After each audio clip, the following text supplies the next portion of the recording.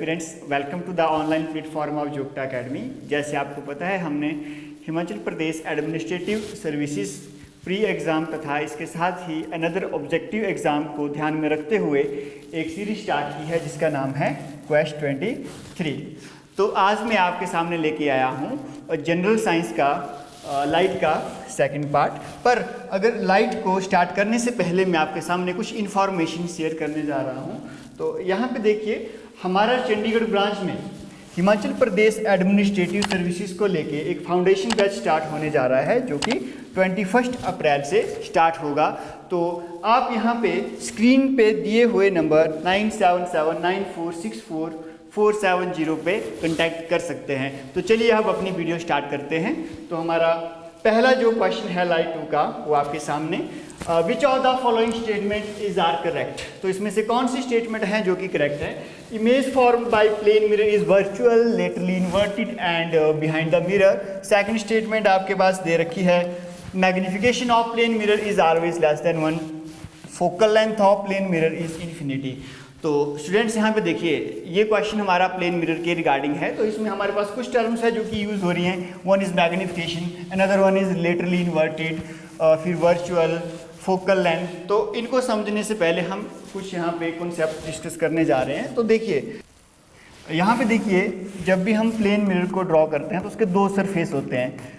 एक सरफेस हमारा पॉलिश्ड होगा और दूसरा सरफेस है जो कि रिफ्लेक्टिंग होगा, जिस साइड को ऑब्जेक्ट प्लेस किया जाएगा। तो मान के चलिए कोई भी ऑब्जेक्ट हमारे पास 10 मीटर के डिस्टेंस पे है जो कि मिरर से दे रखा है। फॉर एग्जांपल ले लीजिए ये एक अल्फ़ाबेट बी है। जब हम इसकी इमेज को चेक करेंगे in case of plane mirror, तो वो सेम डिस्टेंस पे ही लाई करेगी, ये 10 मीटर पे। बट अगर आप यहाँ पे देखोगे तो हमें कुछ यहाँ पे उल्टा दिखाई दे रहा है। ये जो बी है, इसका अगर हम लेफ़्ट और राइट की बात करें तो यहाँ और यहाँ की बात करें तो दोनों एक दूसरे के साथ एक्सचेंज हो चुके हैं। तो जो लेफ़्ट था वो राइट बन चुका है और जो राइट वाला पार्ट था वो लेफ़्ट बन चुका है। तो जो इन्वर्जन होती है एक्चुअल में, अगर हम इन्वर्टेड की बात करें तो दो तरह की इन्वर्जन होता है। वन इज़ लेटरली इन्वर्टेड और दूसरा जो होता है वर्टिकली इन्वर्टेड। अगर हम वर्टिकली इन्वर्टेड की बात करें, फॉर एग्जाम्पल मेरे हाथ में ये पेन है, अगर मैं इसको इस तरह से उल्टा कर दूँ तो ये हमारे पास क्या बन गया, वर्टिकली इन्वर्टेड। अगर जैसे मैं आपके सामने खड़ा हूँ, मान के चलो मेरे सामने मिरर है, जो मेरा लेफ्ट आई है अगर वो मिरर में राइट दिखे और जो मेरी राइट आई है मिरर में अगर लेफ्ट दिखे तो उसको हम बोलेंगे लेटरली इन्वर्टेड। तो सेम केस यहाँ पे हो रहा है प्लेन मिरर में। पहली बात तो हमने क्या देखी, जितने डिस्टेंस पे ऑब्जेक्ट था उतने ही डिस्टेंस पे आपके यहाँ पे इमेज बन रही है। अगर यहाँ पे दूसरी बात करें तो दूसरा यहाँ पे आप देखोगे, ये जो हाइट ऑफ ऑब्जेक्ट थी वो सेम एज क्या आ रही है, आपकी हाइट ऑफ इमेज के बराबर आ रही है। तीसरी एक कॉन्सेप्ट मैं आपको यहाँ पे बताने जा रहा हूँ। स्टूडेंट्स देखिए, अगर हम मिरर की बात करें, मिरर में चाहे प्लेन मिरर है, चाहे कॉनकेव मिरर है, चाहे कॉन्वेक्स मिरर है, अगर हमारी इमेज इस मिरर के बिहाइंड बनती है, मिरर के जब बिहाइंड बनती है तो हमेशा वर्चुअल कहलाई जाएगी। जब वर्चुअल होगी, वर्चुअल के साथ हमेशा इरेक्ट होती है, कॉन्सेप्ट याद रखिएगा। और जिस साइड को ऑब्जेक्ट है, अगर इमेज उसी साइड को बनती है, इन case of mirror, not in lenses, किसकी बात कर रहे हैं हम, मिरर की, चाहे जैसा मर्जी मिरर है, वो हमेशा रियल होगी और रियल के साथ कैसी होती है, वर्टिकली इन्वर्टेड होती है। अब जैसे भी मैंने आपको बता दिया, रियल एंड इन्वर्टेड की बात की मैंने, वर्चुअल और इरेक्ट की बात की। अब ये वर्चुअल और रियल होते क्या हैं। अगर हम यहाँ पे रियल इमेज की बात करते हैं तो जो रियल इमेज होती है उसको हम किसी जैसे हम बात करें स्क्रीन के ऊपर प्रोड्यूस कर सकते हैं, फॉर्म कर सकते हैं। बट जो वर्चुअल इमेज होती है उसको किसी स्क्रीन के ऊपर हम प्रोड्यूस नहीं कर सकते। जैसे हम सिनेमा हॉल में जाते हैं, आपने देखा होगा बड़े बड़े प्रोजेक्टर लगे होते हैं, तो जो प्रोजेक्टर के थ्रू इमेज बनती है वो किसी स्क्रीन के ऊपर बनती है, तो वो कैसी होती है, वो रियल इमेज होती है। बट अगर हम वर्चुअल की बात करें तो वर्चुअल को हम किसी भी स्क्रीन के ऊपर प्रोड्यूस नहीं कर सकते, फॉर्म नहीं कर सकते। सेम केस आपका यहाँ पे प्लेन मिरर में होने वाला है। आपको लगेगा, जब आप यहाँ से देखोगे तो आपको लगेगा कि आप यहाँ पे खड़े हो, बट एक्चुअल में वहाँ पे इमेज प्रोड्यूस नहीं हो रही होती।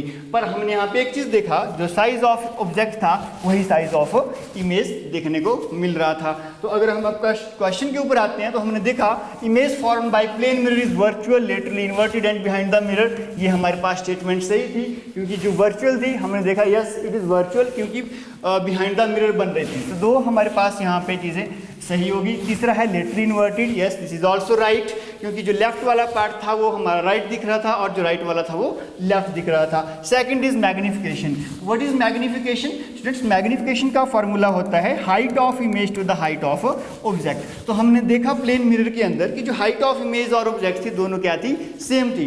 तो अगर मान के चलिए इमेज ऑब्जेक्ट की हाइट थी 20 मीटर, तो उस केस में अगर हम इमेज की बात करें तो इमेज की हाइट भी क्या रहने वाली थी? सेम रहने वाली थी। जब इसको कट करते हैं तो हमारे पास आंसर आता है 1। तो दूसरी स्टेटमेंट जो हमें दे रखा है कि जो प्लेन मिरर है इसकी जो मैग्निफिकेशन लेस देन 1 होगी, जो कि इनकरेक्ट है, ये गलत रहने वाला है, क्योंकि इसकी जो मैग्निफिकेशन होती है हमेशा 1 आती है।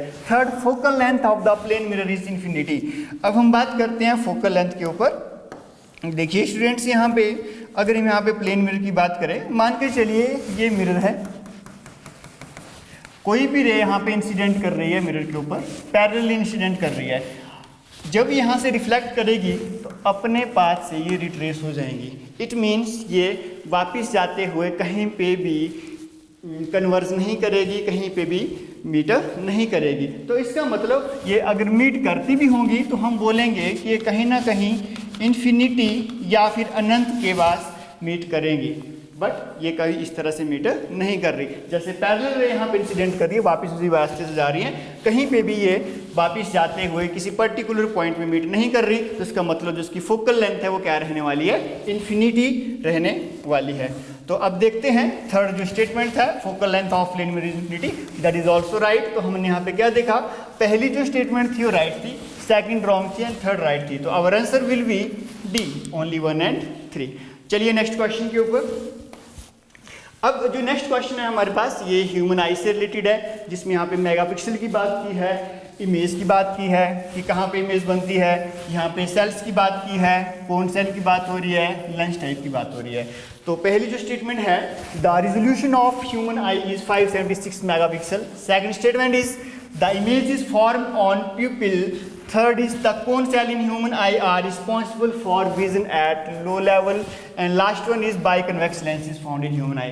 तो ह्यूमन आई को डिस्कस करने से पहले मैं इसके बारे में आपको कुछ बता देता हूँ। तो चलिए यहाँ पे मैं एक डायग्राम ड्रॉ करने जा रहा हूँ जो कि ह्यूमन आई का है। तो इसमें जनरली 3 लेयर पाई जाती हैं।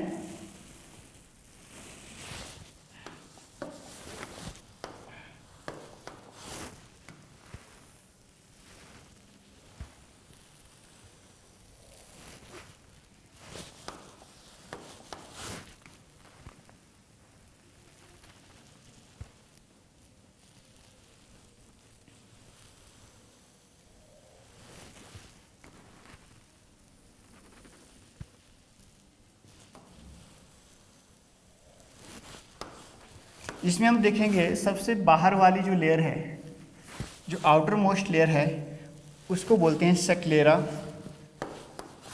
ये जो आउटर मोस्ट लेयर है दैट इज सक्लेरा। ये आउटर कवरिंग होती है हमारी आई की, जो बाहर से होने वाले डैमेज से हमारी आंखों को बचाती है। आउटर कवरिंग आप देख सकते हो अपनी आंखों में, जो बाहर वाली कवरिंग होती है दैट इज सक्लेरा। सेकंड जो लेयर होगी वो क्रोइड। क्रोइड एक डार्क लेयर होती है, जो भी एक्स्ट्रा लाइट हमारी आईज में आती है, स्ट्रे लाइट, उसको एब्जॉर्ब करने का काम किसका होता है? स्क्लेरा का। उसके नीचे एक और लेयर होती है दैट इज रेटिना।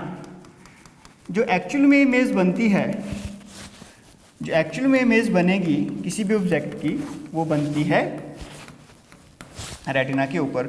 उसके साथ में भी यहाँ पे कुछ ऑप्टिक नर्व्स वगैरह आती हैं जो कि रेटिना के साथ यहाँ पे जुड़ी होती हैं। उसको अलावा अगर हम यहाँ पे देखें तो यहाँ पे सिलियरी मसल्स होगी और उसके बीच में कन्वेक्स लेंस लाई करेगा। इस कन्वेक्स लेंस को बोलेंगे बाई कन्वेक्स लेंस या फिर डबल कन्वेक्स लेंस। तो ह्यूमन आई में किस तरह का लेंस पाया जाता है? डायरेक्ट क्वेश्चन एग्जाम में पूछा जाता है। ह्यूमन आई में जो लेंस पाया जाएगा दैट इज डबल कन्वेक्स या फिर बाई कन्वेक्स लेंस। और इससे बाहर जो इस लेंस की मोशन को कंट्रोल करेगा वो है सिलियरी मसल्स।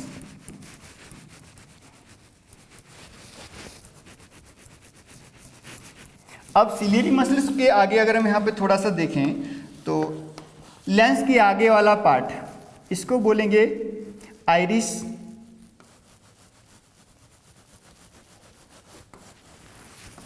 और आइरिस के बीच में एक और पार्ट, उसका नाम है प्यूपिल।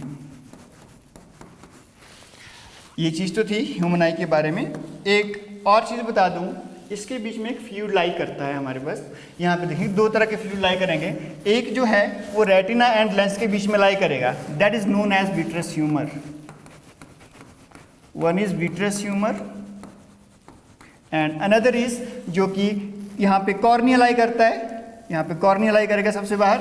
जो कॉर्निया है it is a transparent membrane, जहाँ से लाइट हमारी आंखों में एंटर करती है। तो लाइट जब एंटर करेगी वो थ्रू कॉर्निया ही एंटर करेगी। तो कॉर्निया और यहाँ पे अगर लेंस की बात करें हम, जो कि कन्वेक्स लेंस है, इसके बीच में एक फ्लूइड लाई करेगा, उसका नाम है एक्वस ह्यूमर।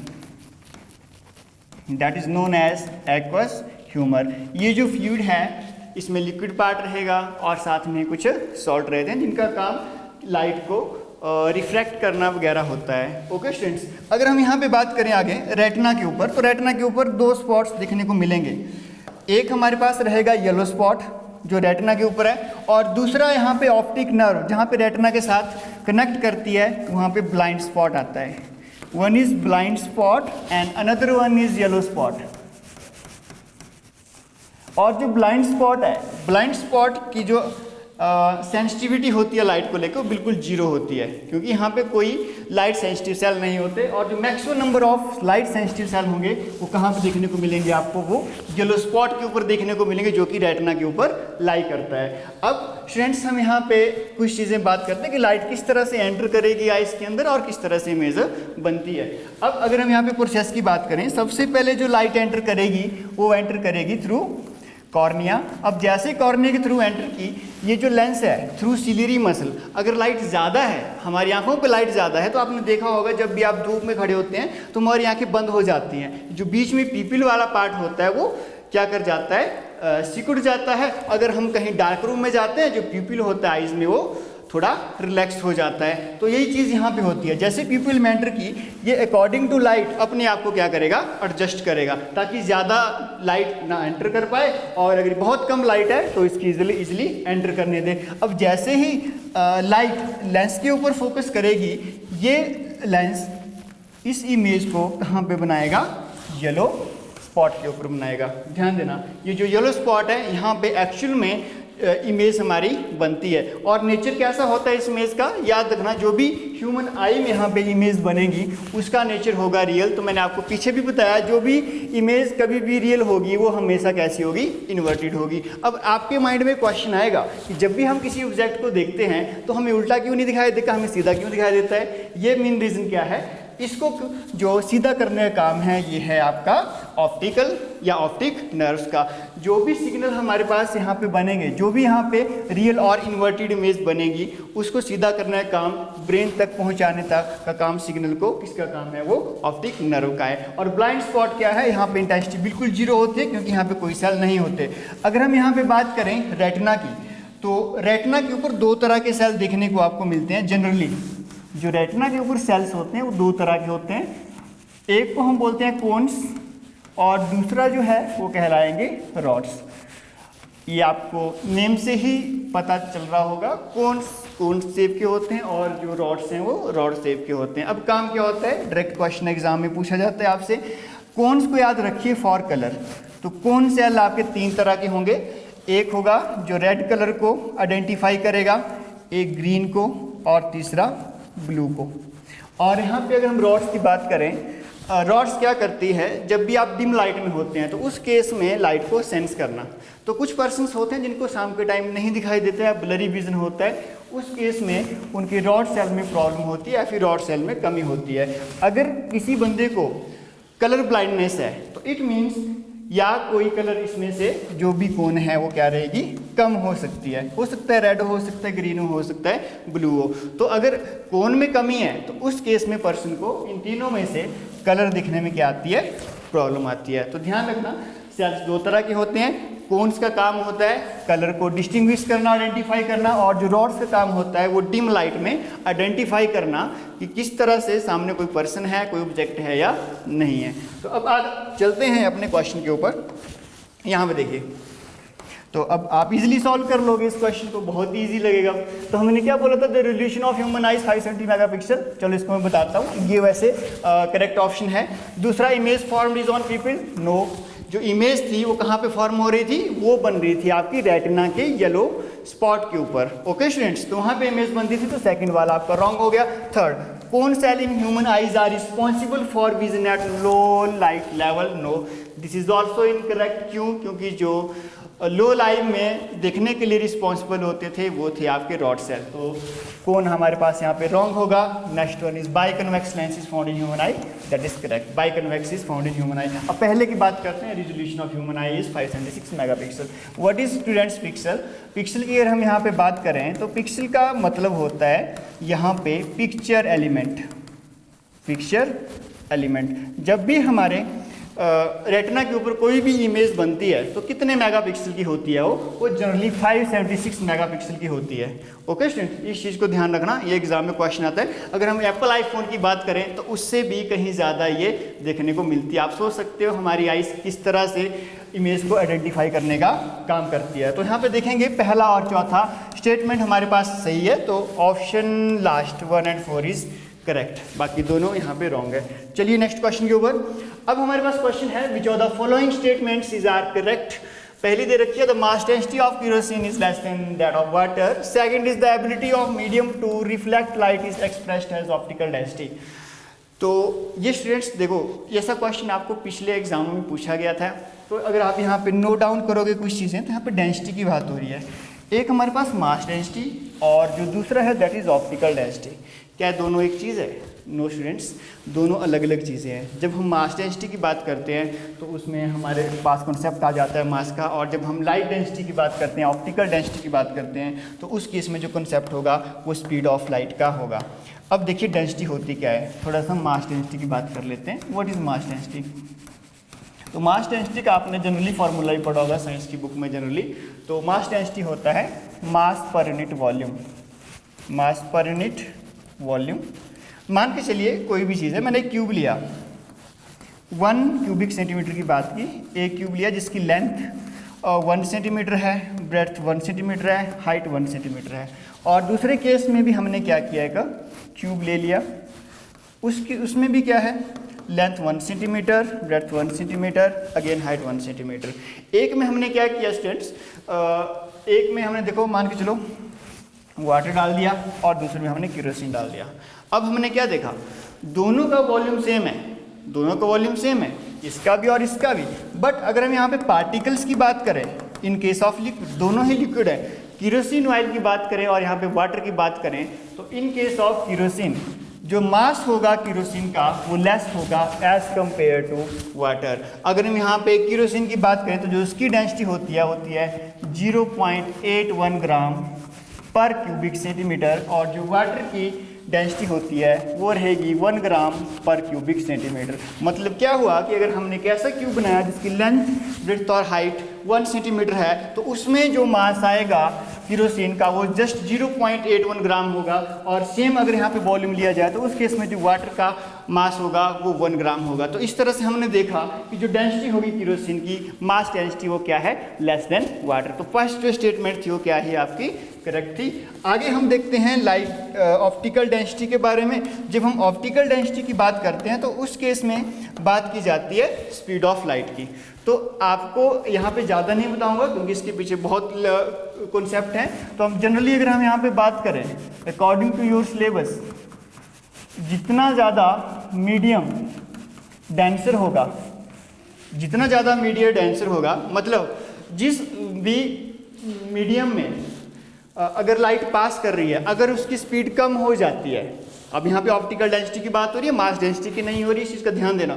हो सकता है किसी भी ऑब्जेक्ट की, किसी भी सब्सटेंस की मास डेंसिटी ज़्यादा हो बट ऑप्टिकल डेंसिटी कम हो, ये हो सकता है। ओके भाई, यहाँ पे ऑप्टिकल डेंसिटी की बात करें, मान के चलो एक मटेरियल है, एक सब्सटेंस है, उसमें जब रे ऑफ लाइट पास कर रही है, उसमें पास करते हुए अगर उसकी स्पीड कम हो जाती है तो इट मीन्स वो क्या है, ऑप्टिकल डेंसर है, उसकी डेंसिटी क्या है, ज़्यादा है दूसरे के कंपैरिजन में। अगर दूसरे मीडियम में जाते हुए स्पीड क्या हो रही है, ज़्यादा हो रही है, इट मीन्स ऑप्टिकल डेंसिटी क्या है, कम। तो अगर हम यहाँ पे एक चीज़ देखें जो आपको नोट डाउन करनी है, ऑप्टिकल डेंसिटी किसके ऊपर डिपेंड कर, किसके ऊपर, जो ऑप्टिकल डेंसिटी है डिपेंड किसके ऊपर करिए, स्पीड के ऊपर। तो अगर ऑप्टिकल डेंसिटी ज़्यादा है, इट मीन्स उसकी स्पीड क्या होगी, कम होगी। अगर स्पीड बढ़ रही है तो इसका मतलब ऑप्टिकल डेंसिटी हमारे पास, अगर स्पीड बढ़ रही है तो ऑप्टिकल डेंसिटी कम होगी। तो ये दोनों एक दूसरे के क्या हैं, इन्वर्सली प्रोपोर्शनल। इसके साथ मैं एक और कॉन्सेप्ट बता देता हूँ आपको, जो है रिफ्रैक्शन का, आने वाले क्वेश्चन में भी यूज़ होगा। What is refraction? तो स्टूडेंट जब भी कोई लाइट, कभी रे ऑफ लाइट एक मीडियम से दूसरे मीडियम में पास करती है तो अपने पाथ को डाइवर्ट कर देती है। डिपेंड करता है डेंसिटी के ऊपर, ऑप्टिकल डेंसिटी के ऊपर। एक मीडियम हमारे पास रेयरर मीडियम और दूसरा हमारे पास डेंसर मीडियम। अब अगर मैंने डेंसर मीडियम की यहाँ पे बात की तो that is optically denser, not यहाँ पे मटेरियलिस्टिक वाला। अगर हम यहाँ पे देखें, कोई भी रे ऑफ लाइट जब भी rarer medium to denser medium की तरफ पास करेगी, ये हमारे पास नॉर्मल है और ये इंटरफेस है। इंटरफेस जहाँ पे दो मीडियम आपस में कंबाइन कर रहे हैं, दैट इज इंटरफेस। और जहाँ पे रे ऑफ लाइट यहाँ पे स्ट्राइक करती है, वहाँ पे हम एक 90 डिग्री की हाइपोथेटिकल लाइन ड्रॉ करते हैं, उसको हम क्या बोलते हैं, नॉर्मल बोलते हैं। जैसे कोई ray of light rarer medium to denser medium जाएगी तो वो नॉर्मल की तरफ अट्रैक्ट होती है। ये चीज़ आपको थोड़ी सी लर्न करनी है। और दूसरी अगर हम यहाँ पे बात करें, कोई भी रे ऑफ लाइट जब भी denser medium to rarer medium pass करेगी तो वो क्या होगी, नॉर्मल से दूर भागती है, it divert from the normal. दो चीज़ें आपको ध्यान में रखनी है। और जब भी रिफ्रैक्शन होगा उस केस में स्पीड ऑफ लाइट हमेशा चेंज होगी, इस चीज़ को आपने ध्यान में रखना है। तो एक कॉन्सेप्ट हमारे पास यहाँ पे आता है रिफ्रैक्टिव इंडेक्स का, कि व्हाट इज रिफ्रैक्टिव इंडेक्स। तो जो रिफ्रैक्टिव इंडेक्स होगा वो होता है speed of light in vacuum to the speed of light in medium की रेशियो। अगर speed of light in vacuum हम c मानते हैं और speed of light in any medium हम v मानते हैं तो उसको हम क्या बोलते हैं, रिफ्रैक्टिव इंडेक्स। इसका सिंबल म्यू होता है। ठीक है स्टूडेंट्स, जितना ज़्यादा किसी भी मीडियम का रिफ्रैक्टिव इंडेक्स होगा उतनी ही कम उस मीडियम में लाइट की स्पीड होगी। ओके स्टूडेंट्स, तो अगर हम यहाँ पे देखें रिफ्रैक्टिव इंडेक्स के बारे में क्या देखा कि रेशियो बताता है कि अगर लाइट वैक्यूम या एयर में उसकी स्पीड कितनी थी और जब वो किसी मटेरियल में किसी अनदर सब्सटेंस में एंटर करती है तो उस केस में उसकी स्पीड पे क्या इफेक्ट पड़ता है। अगर स्पीड कम होती है तो उस केस में इसका मतलब रिफ्रैक्टिव इंडेक्स ज़्यादा होने वाला है। अगर स्पीड बढ़ जाती है तो रिफ्रैक्टिव इंडेक्स क्या होगा, कम होगा। तो इस चीज़ का थोड़ा आपने ध्यान देना है, क्योंकि जो रिफ्रैक्टिव इंडेक्स वाला कॉन्सेप्ट है ये टोटल इंटरनल रिफ्लेक्शन में भी आपका यूज़ होगा। अब चलते हैं अपने क्वेश्चन के ऊपर जो मैंने अभी आपको बताया। तो यहाँ पे देखिए, the mass density of kerosene oil is less than that of water, ये हमने सही कर दिया। दूसरा है the ability of medium to reflect light is expressed as optical density. अब देखिए स्टूडेंट्स, हमने ऑप्टिकल डेंसिटी की बात की, ऑप्टिकल डेंसिटी की बात की, इट मीन्स जब कोई भी रे ऑफ लाइट एक मीडियम से दूसरे में पास कर रही है तो उसका मतलब है वो अपने पास से डाइवर्ट होगी। अगर डाइवर्ट होगी तो इसका मतलब रिफ्रैक्शन है। तो हमने क्या पढ़ा था, what is refraction? Refraction is the bending of light. ठीक है, अपने पास से विचलित होना जब वो एक मीडियम से दूसरे में पास कर रही थी। बट अगर हम यहाँ पे रिफ्लेक्शन की बात करें तो रिफ्लेक्शन में सेम मीडियम में ही रहती थी कोई भी चीज़, रिफ्लेक्शन में एक मीडियम से दूसरे मीडियम में पास नहीं करती। तो यहाँ पे जो इन्होंने गलत किया है वो है रिफ्लेक्ट। यहाँ पे रिफ्लेक्ट नहीं होना था, यहाँ पे क्या होना चाहिए था, रिफ्रैक्शन होना चाहिए था। क्योंकि जब रिफ्रैक्शन की बात होती है तभी ऑप्टिकल डेंसिटी की बात होती है, और जहाँ ऑप्टिकल डेंसिटी की बात आ गई वहाँ पे स्पीड चेंज होने की बात आ गई। तो सेकंड स्टेटमेंट इज रॉन्ग। तो यहाँ से पहली स्टेटमेंट ही राइट है, जो कि ऑप्शन 1। नेक्स्ट हमारे पास क्वेश्चन है जो कि डिसीज से रिलेटेड है, आई डिसीज से रिलेटेड। तो यहाँ पूछा है how many pairs are correct. ये नहीं पूछा कि कौन कौन सा है, हमसे इतना पूछा गया है कि कौन सा, कितने पेयर्स यहाँ पे क्या है, करेक्ट है। यहाँ मायोपिया दे रखा है, हाइपरमेट्रोपिया दे रखा है, एस्टिग्मेशन दे रखा है एंड प्रेस्ड बायोपिया दे रखा है। अब देखो स्टूडेंट्स, अगर हम यहाँ पे बात करें, हाइपरमेट्रोपिया हो गया, मायोपिया हो गया, एस्टिग्मेशन हो गया, तो सबसे पहले मैं यहाँ पे बात करने जा रहा हूँ मायोपिया की। What is myopia? कई बार ऐसा होता है कोई भी पर्सन नज़दीक की चीज़ों को तो देख लेता है बट दूर की जो चीज़ें हैं उसको अच्छी तरह से नहीं दिखाई देगी, उस केस में उसको ब्लरी विजन होता है। अगर वो नज़दीक की चीज़ें देख रहा है, दूर की नहीं देख रहा है, तो इस डिसीज़ को हम एक और बोलते हैं नियर साइटेडनेस। तो मायोपिया को क्या बोला जाता है, नियर साइटेडनेस। ध्यान रखना इस बात को, दूर की नहीं देख पाएगा बट नज़दीकी इजीली देख पाएगा। दूसरा होता है hypermetropia. In case of hypermetropia कोई भी पर्सन नियर बाई की ऑब्जेक्ट्स को क्लियरली नहीं देख पाता, बट जो दूर वाले हैं उनको इजीली देख सकता है। तो इस डिसीज़ को बोलेंगे for sightedness. For sightedness mean दूर का इजीली दिखाई देना। यहाँ पे नियर साइटेडनेस का मतलब नियर का तो इजीली दिखाई देना, बट दूर के लिए प्रॉब्लम आ रही है। तीसरा होता है astigmatism. What do you mean by astigmatism? तो एस्टिग्मेशन में अगर हम यहाँ पे बात करें स्टूडेंट्स, तो देखिए कई बार ऐसा होता है कोई पर्सन, जैसे मैंने यहाँ पे वर्टिकल लाइन्स ड्रॉ की है, एक साइड में मैंने वर्टिकल लाइन्स ड्रॉ किया है और दूसरी साइड मैंने हॉरिजॉन्टल लाइन्स ड्रॉ किया है। अगर मैं दोनों को कंबाइन कर दूं, अगर मैं यहाँ पे दोनों को कंबाइन कर दूं तो क्या होगा, कोई पर्सन इन दोनों लाइन्स को, वर्टिकल और हॉरिजॉन्टल लाइन्स को एक साथ में नहीं देख पाता, मतलब वो फोकस नहीं कर पाता। अगर वर्टिकल के ऊपर फोकस कर रहा है तो हॉरिजॉन्टली में दिक्कत आएगी, अगर हॉरिजॉन्टली के ऊपर फोकस करे तो वर्टिकल में दिक्कत आएगी।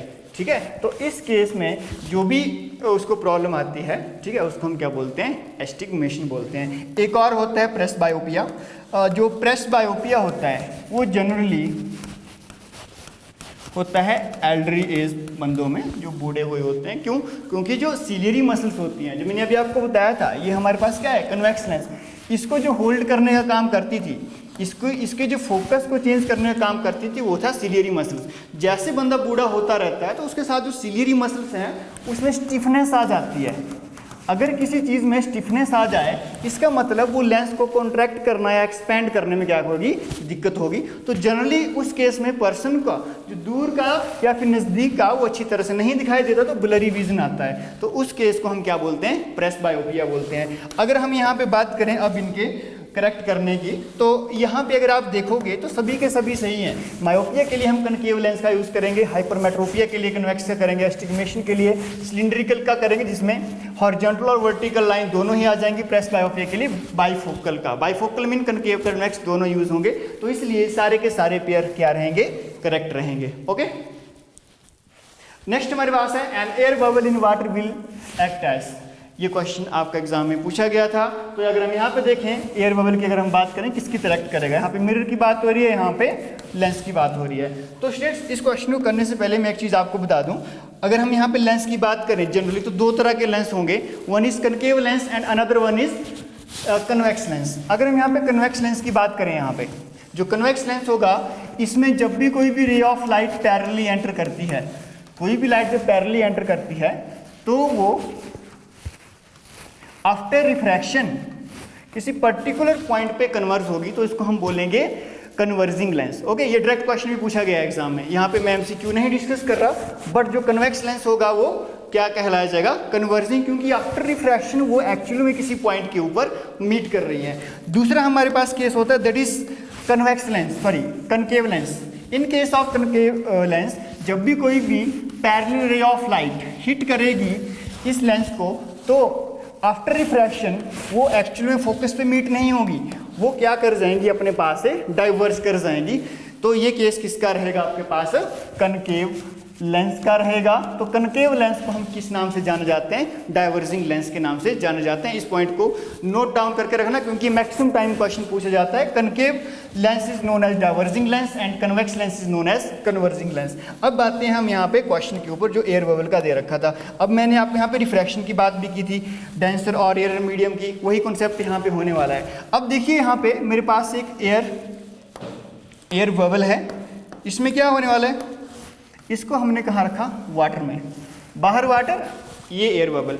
तो अगर हम यहाँ एयर बबल की बात करें तो जो एयर है अंदर it will act as a rare medium, और जो बाहर वाटर है it will act as denser medium, because water की जो ऑप्टिकल डेंसिटी है वो एयर की ऑप्टिकल डेंसिटी से क्या रहती है, ज़्यादा रहती है। अब एक चीज़ अगर हम यहाँ पे और बताऊँ, तो जब भी कोई रे ऑफ लाइट यहाँ पे एंटर करेगी from denser to rare medium, कोई भी रे ऑफ लाइट जब यहाँ पे एंटर कर रही है तो यहाँ पे एक नॉर्मल होगा जो कि सेंटर से ड्रॉ करेंगे हम, जहाँ पे ये इंसिडेंट कर रही है, जहाँ पे स्ट्राइक इसके सरफेस के ऊपर, तो सेंटर से हमने क्या ड्रॉ कर दिया, यहाँ पे नॉर्मल ड्रॉ कर दिया। अब मैंने आपको एक चीज़ बताई थी, ये तो नॉर्मल हो गया, let it be N prime.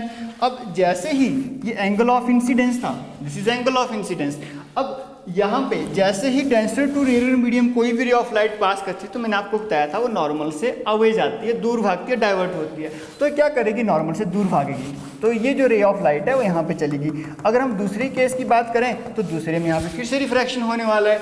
अब यहाँ पे चेक करेंगे तो यहाँ पे क्या चीज़ आने वाली है, यहाँ पे जो रे ऑफ लाइट है वो रेयर टू कहाँ जा रही है, डेंसर में जा रही है। जब रेयर टू डेंसर जा रही है तो नॉर्मली की तरफ अट्रैक्ट होगी, इट मीन से फिर से डाइवर्ट हो रही है। तो ऐसा केस हमने किस में देखा था, अगर सेम केस हम यहाँ नीचे ड्रॉ करें तो वो भी ऐसे इस तरह से बनेगा।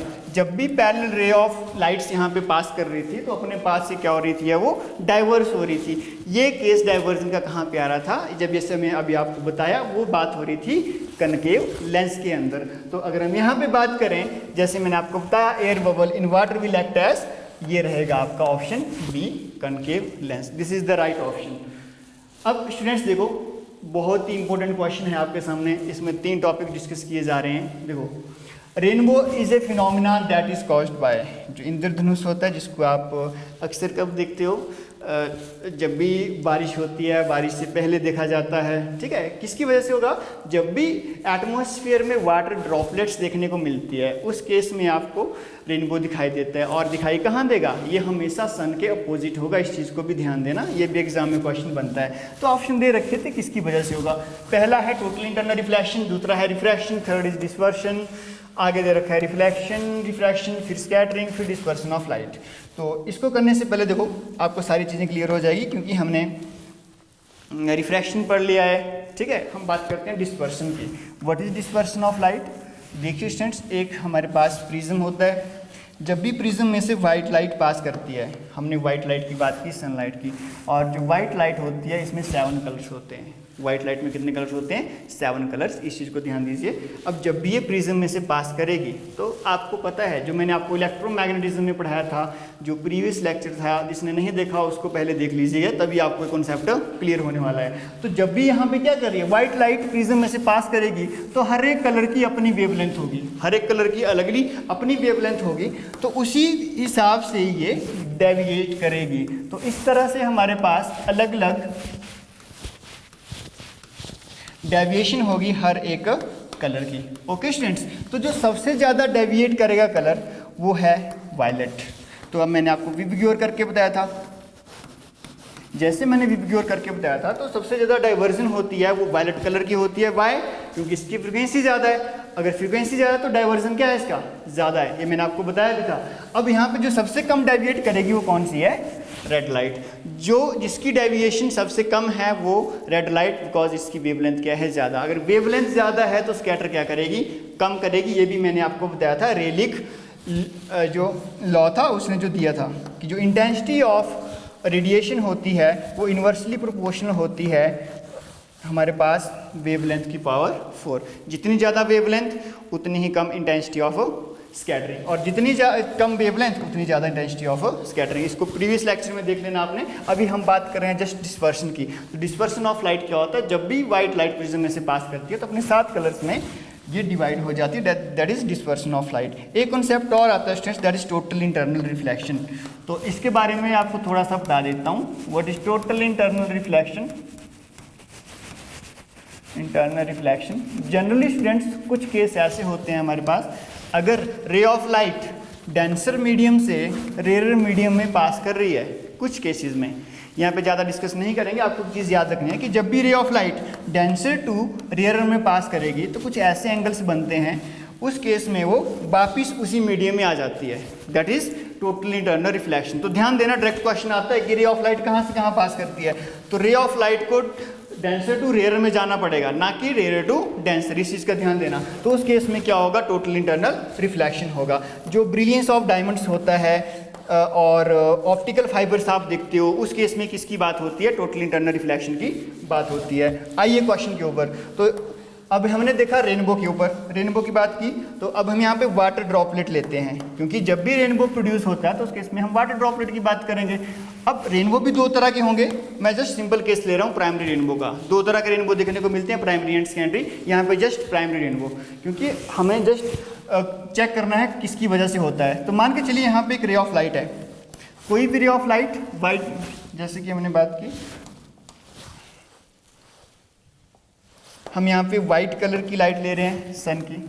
सबसे पहले क्या है, सेंटर से हमने नॉर्मल ड्रॉ किया, तो जैसे ही इसमें ये एंटर करेगी तो हमारे पास दो मीडियम है, क्योंकि ये एटमॉस्फेयर है, बाहर वाला मीडियम रेयरर और ये हमारा मीडियम अंदर वाला डेंसर। जब भी रेयरर टू डेंसर मूव करेगी तो उससे क्या होगा, रेयर टू डेंसर में जाती है तो नॉर्मली की तरफ अट्रैक्ट होती है, तो रे ऑफ लाइट क्या होगी, नॉर्मली की तरफ अट्रैक्ट होगी। अगर ये नॉर्मली की तरफ अट्रैक्ट होगी तो इस केस पे, इस पॉइंट पे इसका क्या होगा, टोटली इंटरनल रिफ्लेक्शन। कुछ ऐसा केस बनेगा, ये डेंसर था या रेयर था, ये डेंसर टू रेयर जाना चाहेगी, बट क्या हुई यहाँ पे, टोटली इंटरनली रिफ्लेक्टेड होगी। तो यहाँ पे क्या देखने को मिला आपको, टोटल इंटरनल रिफ्लेक्शन। यहाँ पे क्या देखने को मिला, रिफ्रैक्शन। अब जब यहाँ से आगे जाएगी तो फिर से इसका क्या होने वाला है, अगेन रिफ्रैक्शन होने वाला है। तो हमने क्या देखा, यहाँ पे रिफ्रैक्शन हो रहा है, टोटल इंटरनल रिफ्लेक्शन हो रहा है। बट मैंने एक चीज़ और बताई थी आपको, डिस्पर्सन ऑफ लाइट। जब यहाँ से रिफ्रैक्ट करेगी रे ऑफ लाइट तो यहाँ पे ये 7 कलर्स में क्या हो जाएगी, डिवाइड हो जाएगी।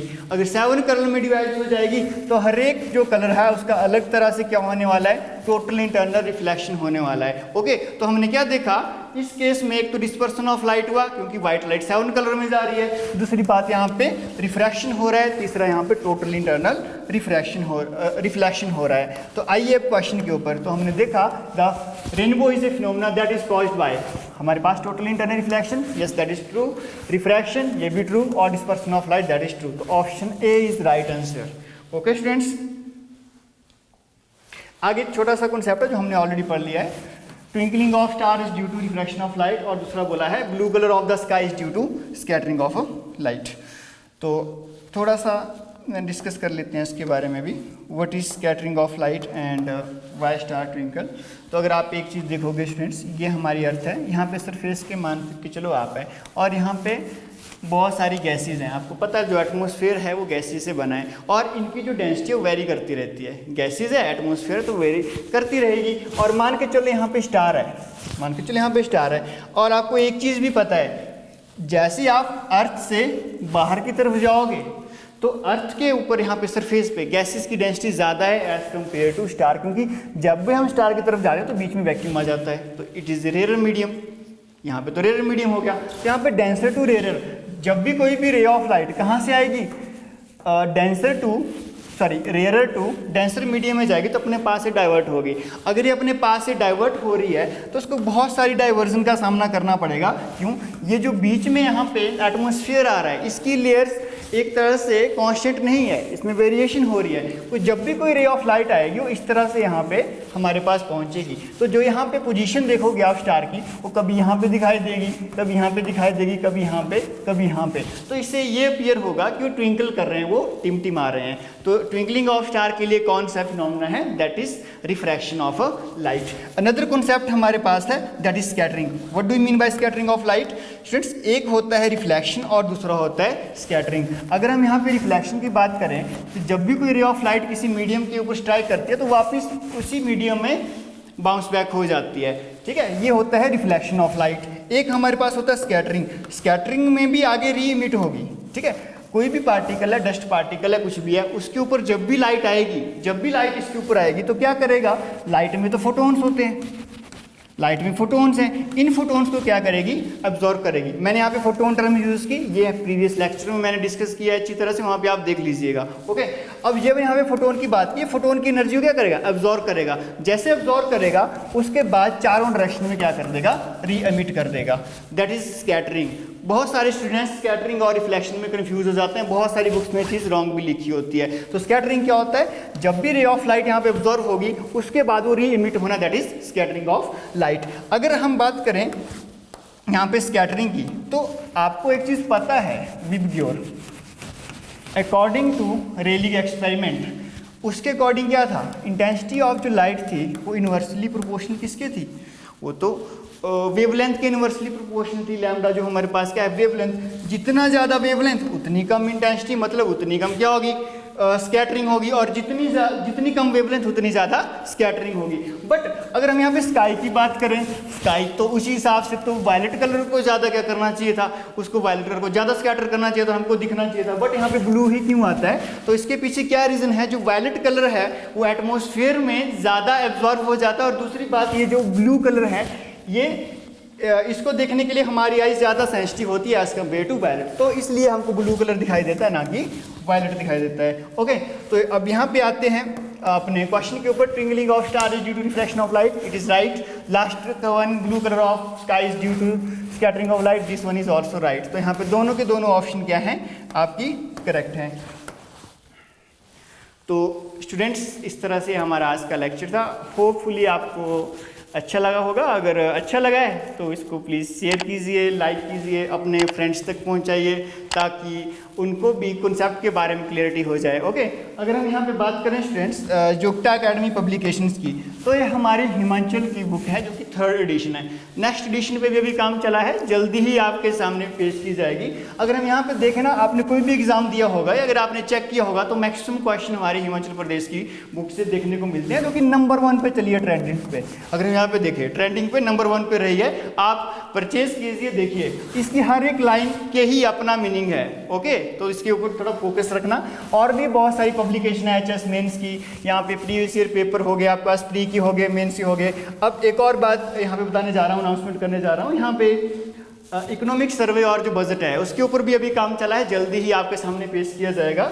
और करंट अफेयर्स और इंग्लिश ये हमने लेटेस्ट पब्लिकेशन की थी, तो आप इसको ऑनलाइन अवेल करा सकते हैं या फिर एकेडमी के नंबर पे भी कांटेक्ट कर सकते हैं। कांटेक्ट नंबर आपका उस पे दिया गया है डिस्क्रिप्शन बॉक्स में। ओके, तो इसी के साथ वीडियो खत्म करते हैं। Thank you so much.